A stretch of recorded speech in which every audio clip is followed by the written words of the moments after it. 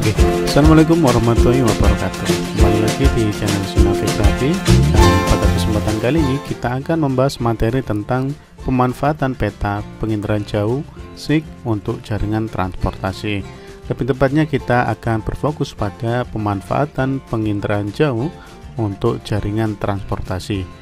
Materi ini kelas 12 ya. Bagi kelas 10 dan kelas 11 tetap bisa menyimak materi ini sampai selesai untuk menambah informasi dan juga menambah pengetahuan. Dan bagi kalian yang baru pertama kali lihat channel ini atau pertama kali lihat video ini, mudah-mudahan cara saya menyampaikan cocok dan bisa kalian terima dengan baik.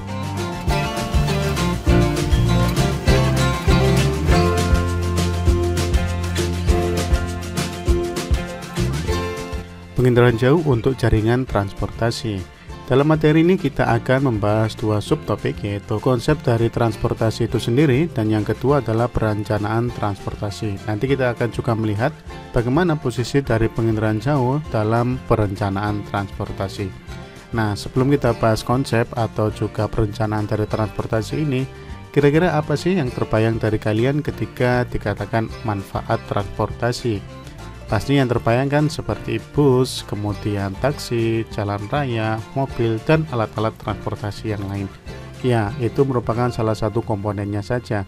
Tapi sebelum kita bahas lebih dalam tentang manfaat-manfaat dari penginderaan jauh dalam pembentukan jaringan transportasi atau perencanaan transportasi, mari kita bahas dulu konsep dari transportasi itu sendiri. Konsep transportasi ada beberapa pakar yang mendefinisikan dari transportasi itu sendiri. Yang pertama yaitu Papakostas tahun 1987 mengatakan bahwa transportasi adalah suatu sistem yang terdiri dari fasilitas tertentu berdasarkan arus dan sistem kontrol yang memungkinkan orang atau barang dapat berpindah dari satu tempat ke tempat lain secara efisien dalam setiap waktu untuk mendukung aktivitas manusia. Jadi definisi ini sangat komplit sekali. Yang kedua yaitu definisi atau konsep transportasi menurut Morlock tahun 1978 mengatakan bahwa transportasi sebagai sebuah atau suatu tindakan, proses atau hal yang sedang dipindahkan dari satu tempat ke tempat yang lain.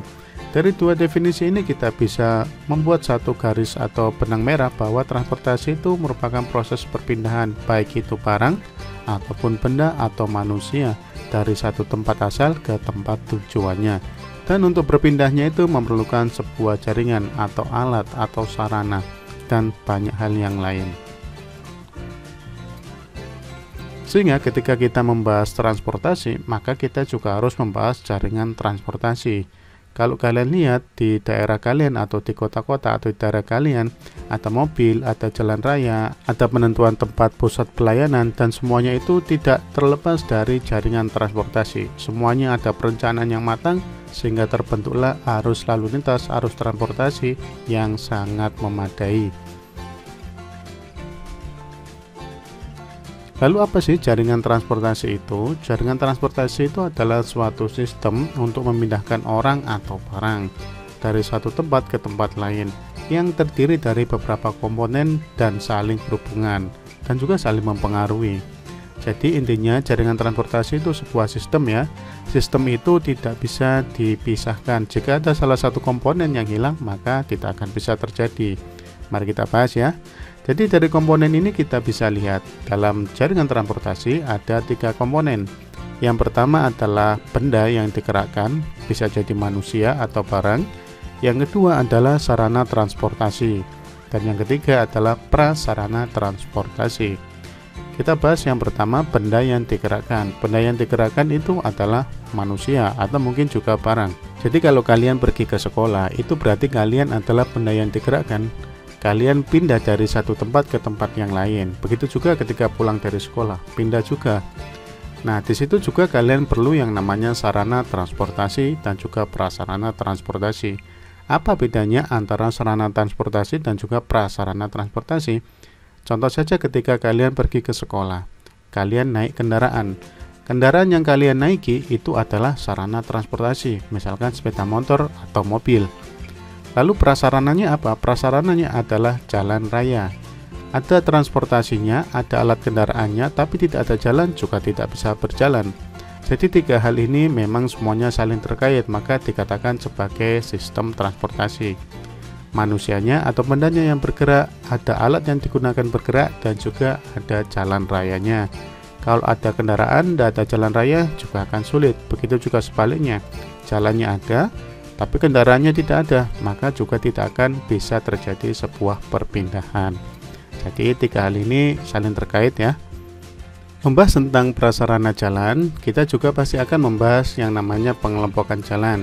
Jadi jalan-jalan yang pernah kalian lihat atau pernah kalian lewati itu sebenarnya ada pengelompokannya.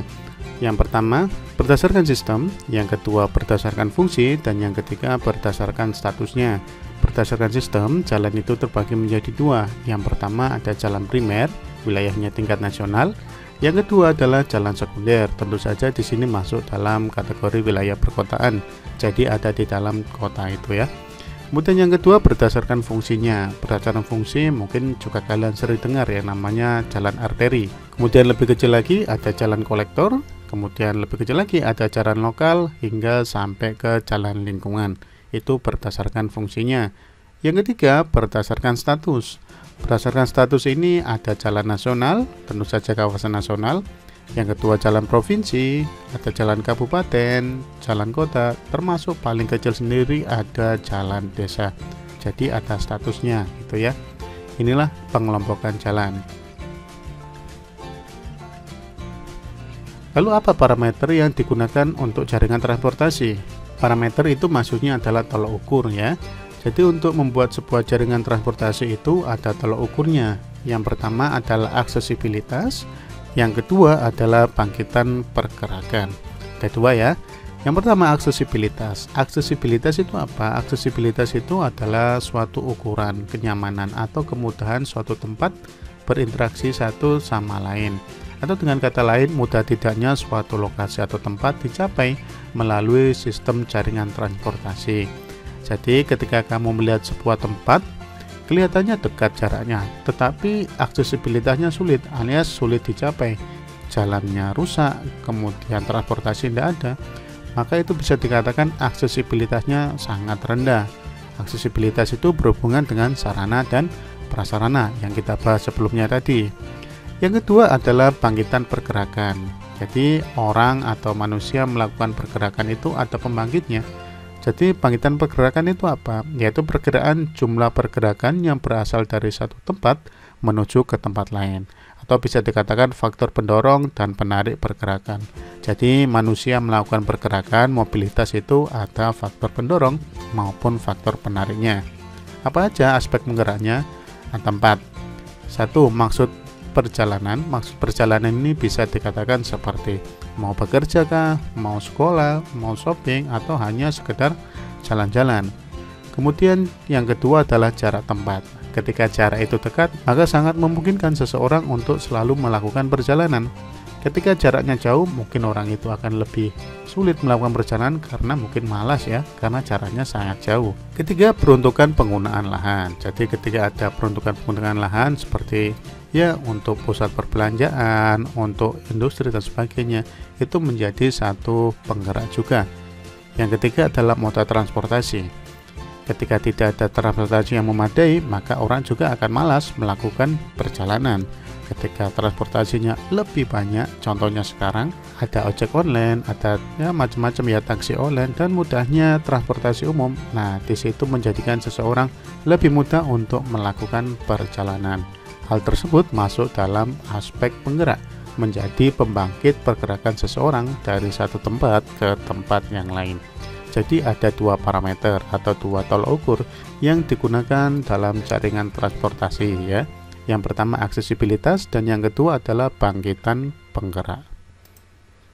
Oke, kita sudah membahas tentang konsep dari transportasi itu sendiri. Lalu bagaimana perencanaan transportasinya? Pada perencanaan transportasi ini kita pelajari dulu apa sih perencanaan transportasi itu. Transportasinya kan kita sudah bahas ya. Lalu perencanaannya itu seperti apa? Jadi perencanaan transportasi itu adalah suatu perencanaan kebutuhan prasarana transportasi seperti jalan, terminal, pelabuhan, pengaturan, serta sarana untuk mendukung sistem transportasi yang efisien, aman, dan lancar, serta berwawasan lingkungan. Jadi perencanaan transportasi itu adalah di mana kita bisa memberikan sebuah wadah untuk manusia melakukan pergerakan tapi tetap berwawasan lingkungan alias ramah lingkungan. Tidak hanya sekedar bangun, tetapi merusak lingkungan. Itu disebut dengan perencanaan, gitu ya. Ada 4 konsep yang digunakan untuk perencanaan transportasi yang dikenal dengan model perencanaan transportasi 4 tahap. Yang pertama adalah model bangkitan dan tarikan pergerakan atau disebut dengan trip generation dan trip attraction. Yang kedua, pemodelan pemilihan moda atau model split, ya, model transportasi yang digunakan. Yang ketiga, pemodelan sebaran atau distribusi pergerakan, trip distribution. Dan yang keempat adalah model pemilihan rute perjalanan atau traffic assessment. Yang pertama adalah pemodelan bangkitan dan tarikan pergerakan, yaitu trip generation dan trip attraction, di mana seseorang melakukan pergerakan itu ada pembangkit dan juga penarik. Contoh, yang pertama dari asal ke tujuan, yaitu mungkin untuk sekolah. Untuk sekolah berarti ada perencanaan transportasi yang baik di situ. Kemudian mungkin untuk bekerja atau mungkin untuk travel atau jalan-jalan dan sebagainya. Ada pemodelan sendiri di situ. Yang kedua adalah pemodelan pemilihan moda, yaitu jenis transportasinya. Jadi kalau seperti rumah tangga, kemudian ada juga anak sekolah, itu model transportasinya berbeda-beda. Untuk bekerja itu modelnya juga berbeda-beda, tergantung dari kebutuhan orang itu sendiri. Yang ketiga adalah pemodelan sebaran atau distribusi pergerakan. Di sini bisa melihat kemana saja arah pergerakan lalu lintas dari sebuah perjalanan, dari tempat asal ke tempat tujuan. Dari kalau dilihat dari yang pertama, tujuannya sekolah, maka harus dilihat arah pergerakannya itu kemana. Nah, disitulah yang menjadi perencanaan dari transportasi itu sendiri. Yang lebih bijak itu seperti apa. Jadi melihat persebarannya atau arah pergerakannya. Yang keempat, yang terakhir, yaitu model pemilihan rute perjalanan. Jadi rutenya itu kemana sih?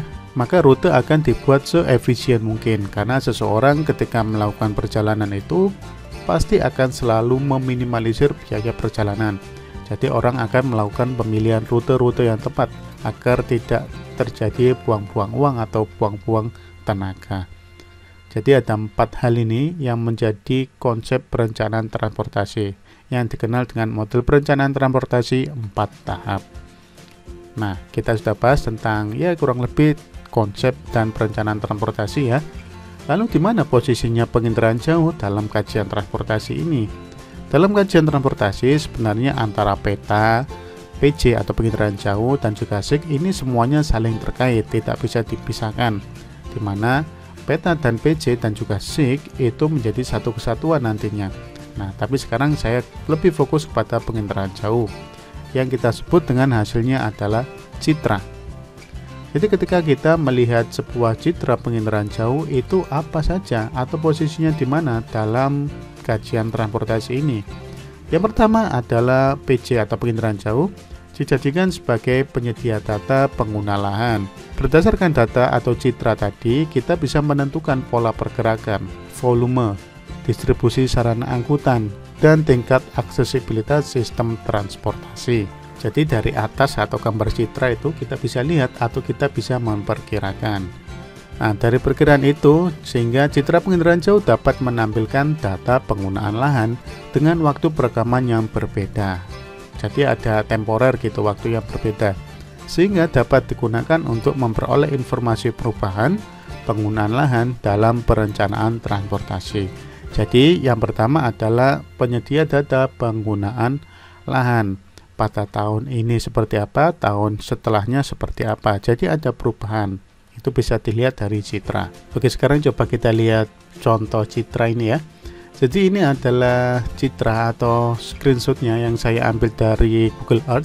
Kalian juga bisa buka aja, ini gratis secara online selama digunakan secara batas kewajaran. Nah, di sini penggunaan lahannya kita bisa lihat. Di sini digunakan sebagai taman atau taman kota. Di sini digunakan sebagai jalan raya. Dan di sini adalah gedung-gedung bertingkat, mungkin juga untuk perkantoran atau juga ya office gitu, macam-macam, atau mungkin juga digunakan sebagai sekolah. Jadi peruntukannya seperti apa itu bisa dilihat. Ada perubahan waktu dari tahun ke tahun. Itu disebut dengan data perubahan atau data temporer. Jadi kita bisa lihat perubahannya dalam hal penggunaan lahan. Di sini posisinya penginderaan jauh sangat penting sekali karena untuk memudahkan dalam pemberian data. Selanjutnya, nah, ada sebuah penggunaan lahan. Di sini kita bisa lihat ada mungkin tanah kosong, ini lahan kosong ya, belum diolah. Kemudian di sini ada pemukiman. Kalau bentuknya seperti ini biasanya instansi atau mungkin juga sekolah. Di sini juga ada sekolah juga ya. Macam-macam kita bisa lihat bentuknya. Nah, dari penginderaan jauh inilah kita bisa lihat bagaimana penggunaan lahannya. Untuk rumah kah, untuk perkantoran, untuk pasar dan sebagainya. Jadi kita bisa lihat di sini. Oke, yang kedua,